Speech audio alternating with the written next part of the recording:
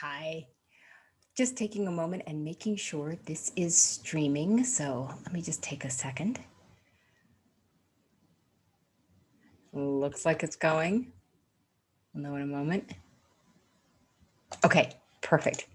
Hey there. Hi. My name is Elizabeth Hughes, and if you are watching this video, it means that you are a doctor, dentist, or veterinarian who is experiencing dissatisfaction in your professional life. You may want to change, you may feel stuck, you may feel overwhelmed, or you may feel like you just want to walk away from medicine. I know exactly how you feel because I've felt every single solitary way I just described and probably a whole bunch more. This feeling of professional dissatisfaction is rampant through medicine. And you think about it, when you left high school, you were probably that most likely to succeed kid. You were the person who was full of potential and drive, and you were excelling, and you had your whole bright life ahead of you. And now fast forward, I don't know, 20 years, 25 years, however many years it is. It may only be 15 years. And you are not where you thought you were going to be at age 18 at all. And I will say that it is a great tragedy and an enormous brain drain that the most bright, talented adolescents turn into doctors who have the greatest, in a way, the greatest and most wonderful profession on the planet, but we hate it. Or if we don't hate it, we hate enough of it to have, we hate enough aspects of medicine to sour our desire to pursue this wonderful profession. And that's tragic. It's absolutely tragic. I want to now, some people will brand this term burnout. I hate the word burnout. Burnout makes you sound like you're a light bulb and you just can be changed. You're replaceable or expendable, or you're some sort of fuse that got tripped and we can just fix you. There is nothing wrong with you. If you are feeling professionally dissatisfied, frustrated, want to give up, need a change, do not for a minute think there's anything wrong with you. There is nothing wrong with you. What there is a mismatch between the skills that you used to get through medical school and residency successfully and the skills you need to make yourself happy now. And when I say skills, I probably should say not just so much skills, but a whole mindset. So I want to spend a few minutes talking to you about how I think about this problem of professional dissatisfaction and how it differs from almost anything else you'll hear out there. And just as a little bit of background, I spent a long time trying to solve my own burnout problem. Again, I don't want to use the term burnout, but I'll use it as a shortcut. I did everything, changed jobs, changed types of employers. I worked in big groups, little groups, academic, private practice, had a solo practice. I took time off. I worked part time. I've tried everything that was recommended. I got coaches. I added it up, and the thousands of hours I spent not on my medical education, but on trying to solve my burnout problem. It's incredible the amount of work that I did. But it was all based on this idea that there was something wrong with me. And none of what I did, because none of what's out there, or the vast majority of what's out there, addresses the real problem, which is there's nothing wrong with you. There's nothing wrong with you.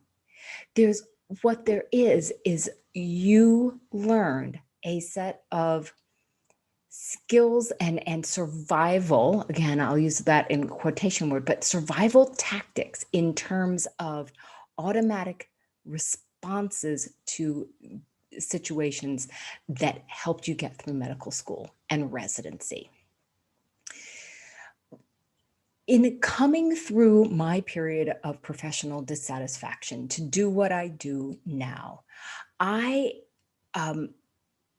I recognized after getting a lot of unsuccessful tries in all sorts of other ways that medical training, definitely medical school, definitely residency, and if you want to, you can throw in a little bit of college there, but medical training is has a lot less to do with education and a lot more, or has a lot of similarities to being brainwashed. So think about this for a moment. If you are brainwashed, whether it's by a cult or a totalitarian regime or whatever it is, people who are brainwashed in that situation have a set of characteristics about how they think that helps them to fit into the cult, society, job, whatever it is. And they boil down to some really, really similar characteristics of the way people think. So if you've been brainwashed in a cult, I will use this as an as an example. You have absolute allegiance to the doctrine, to the leader, the unquestioned allegiance to the system. Let's call it that. Along with that is obedience to what the system says that you should do, right? And often that obedience is reinforced by punitive oversight. Okay. You get in trouble if you stray, or either get in trouble if you ask questions or you don't live up to a certain standard. Cults require a tremendous level of self-sacrifice. And it might not just be, sort of like giving away money or anything like that. But it's also, if there's your good or the good of the society, the culture you're in, the culture's good wins first. Always wins first. Your needs go second or third or fourth. And so self-sacrifice is part of it. And finally, all of these together, between the allegiance and the obedience and the self-sacrifice, you end up with a sense of complete dependence on that closed society, this closed culture.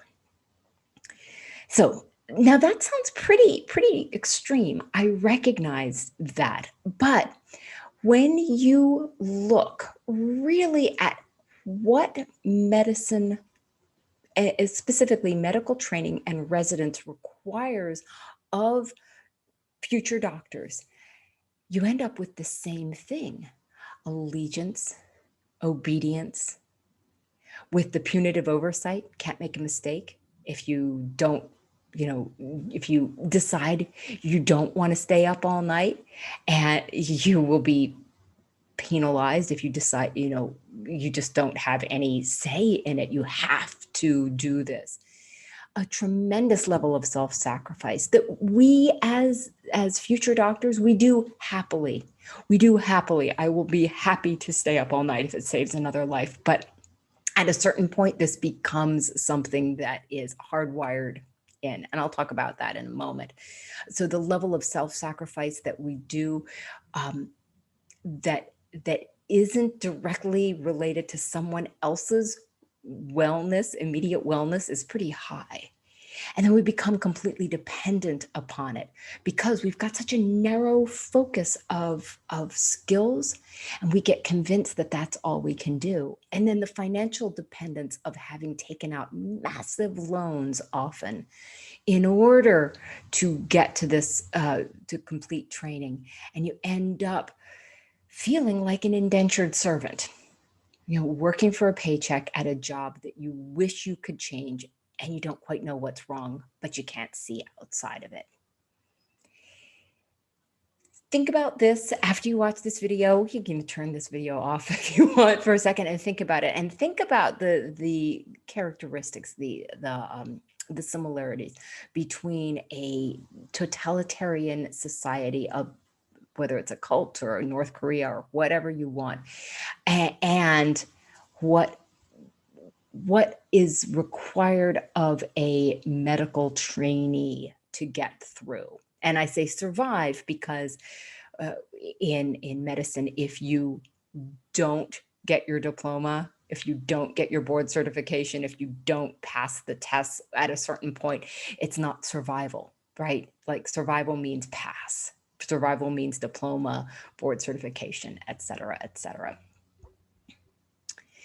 So you might say, well, but I'm a smart person. How could this happen to me? And this, I spent a long time for myself wrestled, like, this can't be true. This can't be right. I can't have had this happen to me. And here's the thing about it. A brainwashing situation does not necessarily require a dictator or a guru or someone who is a cult leader. It can be just sort of an initiation into a society or culture of which has been shaped by other people who have had similar training. And then it becomes sort of self-perpetuating because nobody's broken it down and looked at what this does to a person.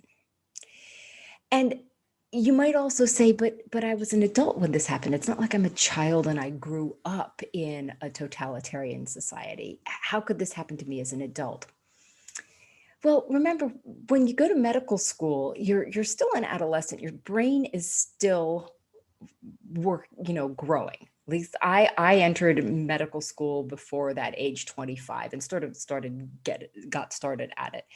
And it is a period of time where the brain, the learning that we have, we are in learning mode. I mean, very, very deliberate learning. We are devoting our time and energy toward a task of learning. And if you add medical school and residency and potentially fellowship, and maybe you started doing things in college, when you started some of that self-sacrifice, and you started the I have to be allegiant, have allegiance to medicine in order to take my pre-med classes, and I have to do well in them because if I don't get the certain grade, I won't get into medical school, and I have to study for my MCAT. You can see that you've basically got a childhood's worth of time. I mean, if you go from the time you get into college, if you want to take it that far, through a fellowship, you practically have a teenager, right? It is a long period of time during which our developing brains, my developing brain, your developing brain, anyone who is a physician, dentist, veterinarian, I'll call us all physicians, any of us who have been through training like this have had an extended period of time in a culture which, yes, it taught us great things, and yes, it gave us great skills, but it also implanted these negative, dysfunctional thought patterns within us that look a lot like brainwashing. So, the way I approach people who have career dissatisfaction, professional dissatisfaction, which often leaks over into be life satisfaction, is not to necessarily look for your strengths, which is a good idea. It's not necessarily to brainstorm about what you're good at or where you'd like to go or talk about little tweaks to schedules or anything like that, because I did all of that. I got all of that advice and it didn't work because my default go to subconscious thought patterns were still rooted in this brainwashed culture. Really. So if I said, oh, I want to have a different, I want to move, I want to go into, let's say, I want to go to a different organization and I want certain things, as part of my contract, but then the organization would present me with a contract that said, one of the things I wanted and but none of the other ones. And I would say, well, I guess this is the best it's going to go.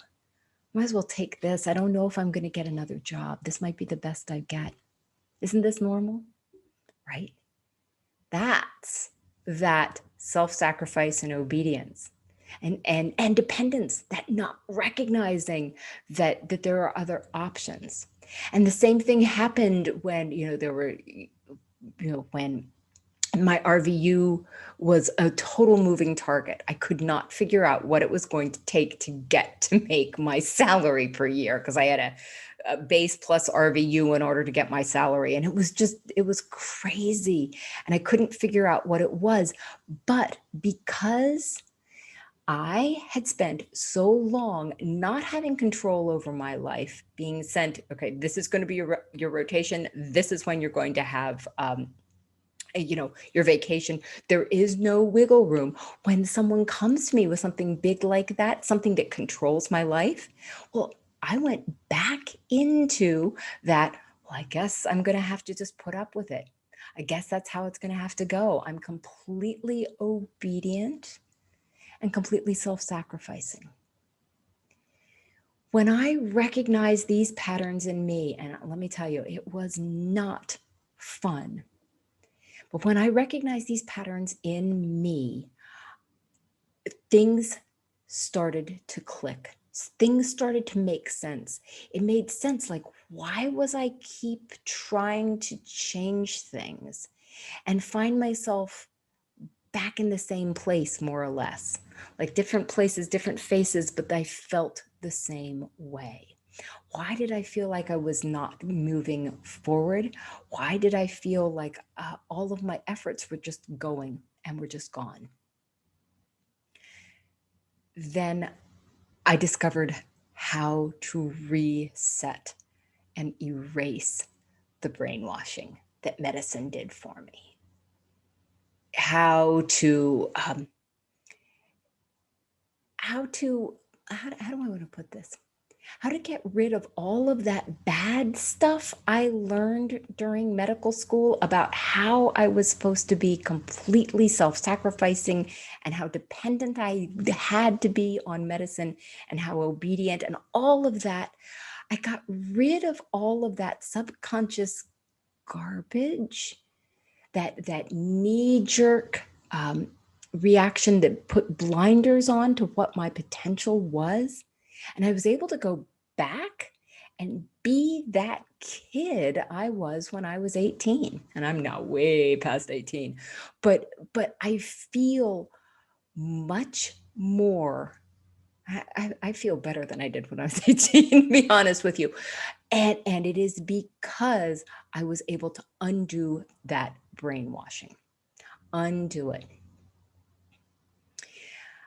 Let me answer a few questions that I frequently get asked about this.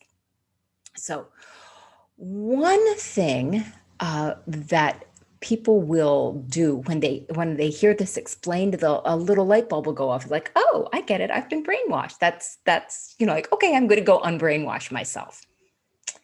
You can't. I mean, I hate to say it, you can't. I did not for me. I did not. I had people to help me who started pointing me in the direction where I needed to go and helped me get to where I am now. And so even though they didn't see the whole picture the way I eventually did, I got help. And the reason that none of us can unbrainwash ourselves is, like Einstein said, you cannot solve a problem from the level of thinking that created it. Or like Richard Branson. I love Richard Branson, but Richard Branson said, no one ever learned anything by listening to themselves. I liken this to the fact that, I am a dermatologist, and I'm a good dermatologist and a good surgeon. But I know that I cannot detect, let alone remove a melanoma from my own back. There are blind spots that I can't see. And fabulous as you are and wonderful as you are, there are blind spots that you cannot see. So if your first thought is, oh, I've been brainwashed, I'm going to go fix this myself, you're welcome to do it. You're welcome to try. But I got to be honest with you, you do need someone who is going to help you with the blind spots. Okay. Second question that a lot of people ask me is, how is this different from other types of coaching or help? And here's what I'd say. Other types of coaches oftentimes have a specific goal in mind for you. They may not voice it to you, but they have a specific goal or a niche or an area or a direction where they want to take you. So they may be someone who, let's say, wants you to find your strengths. And maybe from your strengths, you'll figure out what it is that you want to do outside medicine. It's great to find your strengths. Don't get me wrong. Finding your strengths are great, but finding your strengths does not help you overcome this programming, this brainwashing you've had. It doesn't work. You have to have both of them together. And in fact, the brainwashing, it needs to go first, because you'll find your strengths. Once you do that, you'll find your strengths. You'll find them. Some people will have like leadership training. Well, let's move you into a medical leadership role. Well, again, maybe that's not the right place for you. And what happens if you walk into a leadership role, let's say, well, you still have this idea of allegiance and dependence and obedience going on while you're still being brainwashed, and you can't really step forward and be a leader at this point. There are people who are going to help you get a job in a specific industry. Let's move into pharmacy. Let's move into expert witness. Let's move into medical writing or something like that, some end point. None of this is bad. None of this is wrong. And I've got to be honest with you. I had several coaches, in the time I was uncomfortable, who did things like this, who tried to help me with these things, and it didn't work, because as wonderful as it is to have people talk to you about your potential and your future and what you can do, if part of you is still tethered to a story of what you can't do, you're never going to move forward. It's never going to be a great fit. It's never going to work. And you may actually end up again right back where you start. Different places, different faces, but same scenario. And that's not a great situation. Another thing I'll just throw out here as some just let me debunk a few things. I think a lot of things that are used for burnout, like mindfulness, is total garbage. And I say that as a yoga and meditation teacher. Mindfulness alone is garbage. I, before I did my yoga teacher training, I practiced mindfulness for a while. And my mindfulness went, I am miserable, I am miserable, I am miserable, I am miserable. So much of the burnout coaching that I see is really a little bit like battlefield medicine. Patch you back up to put you back out in the fray. And it doesn't really address this brainwashing issue in a real way. It's almost like a band-aid. Like, really, I mean, I could take the medical metaphor way farther, but let's not do that. It's like a band-aid. Again, band-aids are not good things, but they're not complete in and of themselves. A lot of people want to know how long this process of unbrainwashing works, because you want to have an answer and you want it now. And I get it. I get it. You're impatient. You're miserable. You're miserable. You are at your breaking point or pretty darn close, and you need to make a change right now. So, good news in the long scheme of a life and a career, it doesn't take that long. Bad news is it takes about a year. But when you look, and it takes about a year if you do the work. If you get someone who can guide you through the process and you are dedicated to it, it can take a year. It can take a year, and you will start to see change sooner. You will start to notice a difference in yourself and in your world. You will start to see things much more clearly, like, what am I going to do next? What are my strengths? How should I talk with that coworker? How should I negotiate? You'll start to see that sooner than a year, but a year is a reasonable length of time to think about what it is to be completely unhooked from this brainwashing. And when you think about the length of a career and the amount of time it took you to get to where you are, a year is not a bad return. It's not a bad track record, let's say, because here's the thing: most doctors will never unhook from this unless, until they retire. And that's the funny thing, is most of us are waiting until we retire to be completely unhooked from that. Is that any way to spend a career? Is that any way to do it? No. All right. I don't believe I have anything else I want to say right now, but I do want to thank you for watching this. I do want to let you know that I completely welcome questions, comments, anything you'd like to let me know about that wasn't clear, that you'd like to hear more about. Happy to answer questions. You can find me at Elizabeth at elizabethhughesmd.com.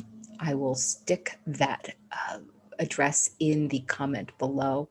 My website is my name, Elizabeth Hughes, MD. And once again, thank you so much for watching. I want to share the last thing I'll do is I just want to share for you what my overall vision for medicine and health to be. And I desperately wanted a situation where every doctor is excited and happy about going to work, where really turned on, lit up, would rather do that than anything else, would rather go and do medicine even if they weren't paid. Like, if they had the choice and, suddenly inherited $1 billion, would never run out of money, and you'd still go to work as a doctor. This is what I want. And I do believe it is possible. I do believe it is possible for you to feel like that again, no matter what it is that you feel like now. There is a way and a place and a need for you. There is a place in medicine for you. It might not look like what you're doing right now, but the world needs you and needs you to be healthy, well, and fully expressing and using all of your talents. All right, that's what I've got for you. Thank you so much for watching. I'll say bye for now, and I look forward to your questions.